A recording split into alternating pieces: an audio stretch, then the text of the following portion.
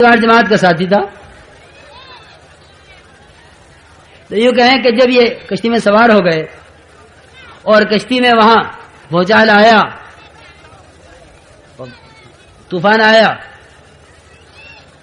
تو کشتی والے نے یوں کہا اکرمہ بن ابی جہل سے کہ کلمہ اخلاص پڑھ لو. کیا پڑھ لو؟ کلمہ اخلاص پڑھ لو. کسے کہا؟ جو بھاگ رہے تھے اسلام سے، کہ اگر یہاں رہا تو محمد صلی اللہ علیہ وسلم میری بوٹیاں کر دیں گے، جان بچا کے بھاگ لو ورنہ دب کر یہاں اسلام قبول کرنا پڑے گا، یمن جا کے رہیں گے، یہاں نہیں رہنا ہے. اور بیوی پیچھے پیچھے، بیوی تلاش میں نکلی ہوئی کہ خدا کرے میرا شوہر ہاتھ لگ جاوے تو اس کی آخرت بن جاوے. تو یہ کہیں کہ اس نے کہا کشتی والے نے کلمہ پڑھ لو. کیونکہ کیا کلمہ اخلاص؟ نے کہا قل لا الہ الا اللہ، کہ کہہ دے لا الہ الا اللہ کہہ لے. تو اکرمہ نے کہا اسی سے تو بھاگا ہوں میں، اسی سے بھاگ کے نکلا ہوں. تو یہ کہہ رہا کہ یہ پڑھ لے، میں اسی سے بھاگ کر آیا ہوں، میں یہ کیسے پڑھ لوں؟ کہ نا اس کے بغیر نجات نہیں ہے. چنانچہ بیوی نے وہاں سے کپڑا ہلایا کنارے سے، انہوں نے بیوی کو اس کو دیکھا اور یہ کشتی لے کے واپس آئے اور وہاں سے ساتھ ہوئے اور جا کے جناب رسول اللہ صلی اللہ علیہ وسلم کی خدمت میں حاضر ہوئے اور حاضر ہو کر عرض کیا انی مسلم مجاہد مہاجر، انی مسلم مجاہد مہاجر، کہ اے اللہ کے رسول میں اپنے آپ کو آپ کے حوالے کرتا ہوں، میں اپنے آپ کو آپ کے حوالے کرتا ہوں. انی مسلم انی مہاجر، میں خدا کے دین کے تقاضے پر ہر طرف چلنے کے لیے تیار ہوں، میں خدا کے دین کے تقاضے پر ہر تقاضے کو قربان کرنے کے لیے تیار ہوں. انی مسلم مہاجر مجاہد. کس نے دعوت دی ہے؟ کس نے متوجہ کیا ہے؟ کس نے تشکیل کی ہے؟ کون پکڑ کے لایا ہے اکرمہ بن ابی جہل کو؟ یہ کشتی چلانے والا ملاح. کس نے دعوت دی ہے؟ کیونکہ ایک کشتی چلانے والے نے. کیوں؟ کہ نبی کے دامن سے تعلق ہے، نبی کے ہاتھ میں ہاتھ دیا ہے، مسجد نبوی سے میرا تعلق ہے. اگر میں خشکی میں نہیں تری میں صحیح وہاں بھی کسی کو ہاتھ سے جانے نہیں دوں گا. اگر ایک آدمی کشتی کے راستے سے، پانی کے راستے سے اسلام سے بچ کر بھاگنا چاہتا ہے نہیں جانے دوں گا. اس کو کرنا پڑانا میری ذمہ داری ہے اور اس کو لا کر آپ کی خدمت پیش کرنا، اس کو پکا سچا مسلمان بنانا، اس کو مسلم مہاجر مجاہد بنانا میری ذمہ داری ہے. اس کو کہتے ہیں مسجد وال جماعت کا ساتھی. اس کو نہیں کہ جب تقاضا ہے تو بغل جھانکنے لگے ہاں میاں بتاؤ کون تیار ہے، میں تو ابھی آیا ہوں اور میں تو ابھی کر کے نکلا ہوں اور میں نے تو ابھی 3 دن لگے ہیں اور میں تو ابھی چلے سے آگے بیٹھا ہوں، میاں ذرا سکون لینے دیا کرو. نہیں، جب مقصد بن جایا کرتا ہے، جب کام سامنے ہوا کرتا ہے، جب تقاضے پر قدم اٹھانے کی عادت بن جاتی ہے، تقاضے پر قدم اٹھاؤ. حنظلہ غسیل ملائکہ بنے ہیں. یہ رتبہ، یہ اکرام خدا کی طرف سے، خدا کی قسم ہوا ہی صرف اس بنیاد پر ہے کہ تقاضے پر قدم اٹھانا سیکھا تھا. اگر غسل کر کے نکلتے گھر سے تو یہ غسیل ملائکہ نہ بنتے. غسیل ملائکہ بنے اس بنیاد پر ہیں تم جس طرح ہمارے تقاضوں پر قدم اٹھاؤ گے ہم تمہیں وہ اکرام دیں گے، وہ اکرام دیں گے کہ سارے کے سارے اوس والے، سارے قبیلہ اوس والے یہ فخر کریں گے کہ ہمارے درمیان وہ آدمی بھی ہے، ہمارے درمیان وہ آدمی بھی ہے جس کو ملائکہ نے غسل دیا ہے. تمہارے پاس نہیں وہ آدمی، ہمارے پاس وہ آدمی ہے. ہمارے پاس وہ آدمی ہے جس کی لاش کو تمام شہر کی مکھیوں نے جو ہے ان کی حفاظت کی ہے. کیونکہ یہ سارے کے سارے اکرام اور یہ اعزاز خدا کی طرف سے تقاضوں پر قدم اٹھانے سے ملتے ہیں. اس لیے ارادے کر لو، نیتیں کر لو. جو یہاں آیا ہے جلسے میں شریک ہونے کے لیے، بات سننے کے لیے یا دعا میں شرکت کرنے کے لیے، سب طے کر لیں اس بات کو کہ اس کام کو اپنی زندگی کا مقصد بنا کر جینا ہے.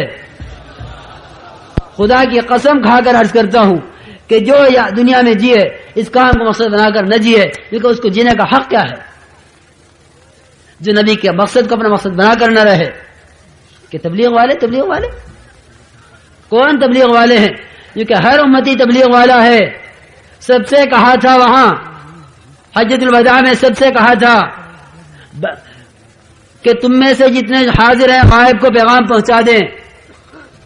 نہ غائب والے 100 آدمی تھے اور نہ حاضر کو 100 آدمیوں سے کہا تھا، 100% سے کہا تھا، 100% تک پہنچانے کے لیے کہا تھا، 100% سے کہا تھا اور 100% کو پہنچانے کے لیے کہا تھا.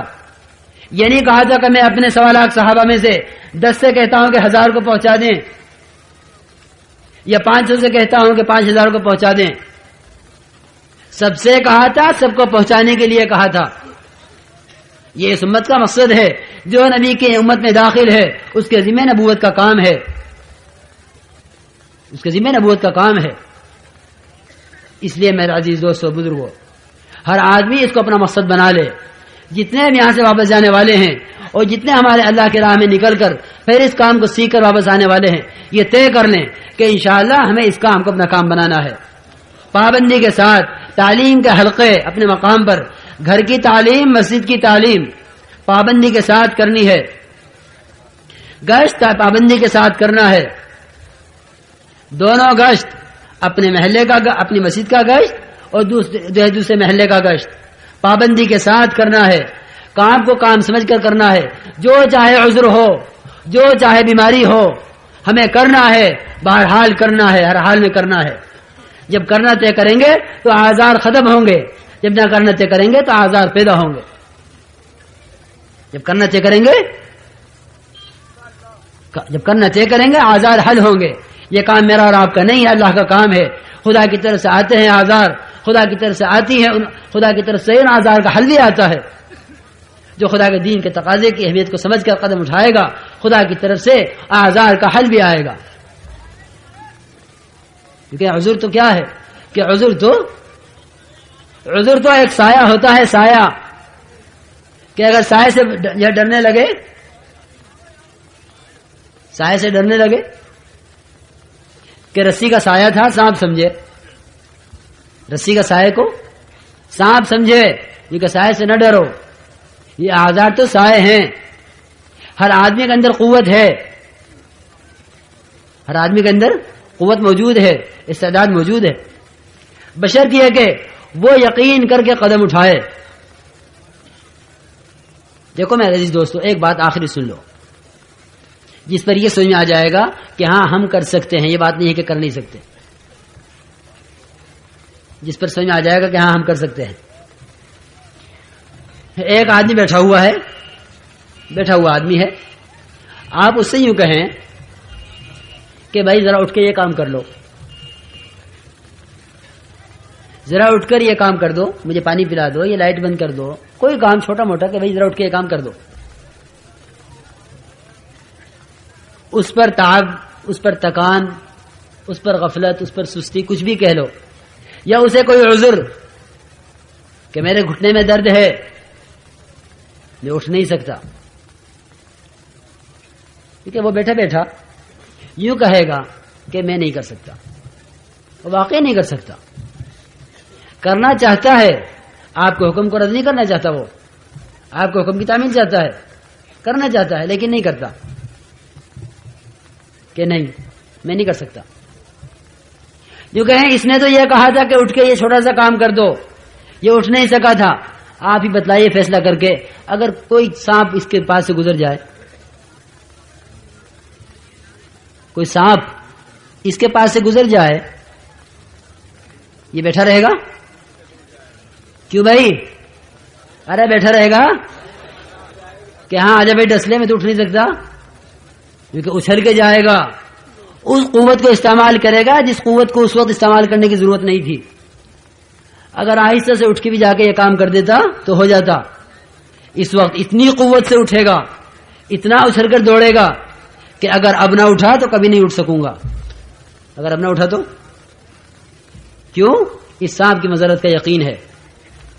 خدا کی قسم، اگر آخرت کے سانپوں کا، آخرت کے عذاب کا، قبر کی تنگی کا، قبر کی ظلمت کا، قبر کی وحشت کا، قبر کے بھینچنے کا، قبر کی آگ کا، قبر کی چیخ و پکار کا، اگر جہنم کے عذاب کا اور حشر کی سختیوں کا اور سورج کے ایک میل پر آ جانے کا یا ایک بالش کے فاصلے پر آ جانے کا اور ہر ایک کو اپنے پسینے میں جان تک، ران تک، کان تک ڈوب جانے کا اور ہر ایک کو حشر کی سختیوں کا یقین ہو جائے، خدا کی قسم کوئی عذر والا عذر سمجھ نہیں سکتا.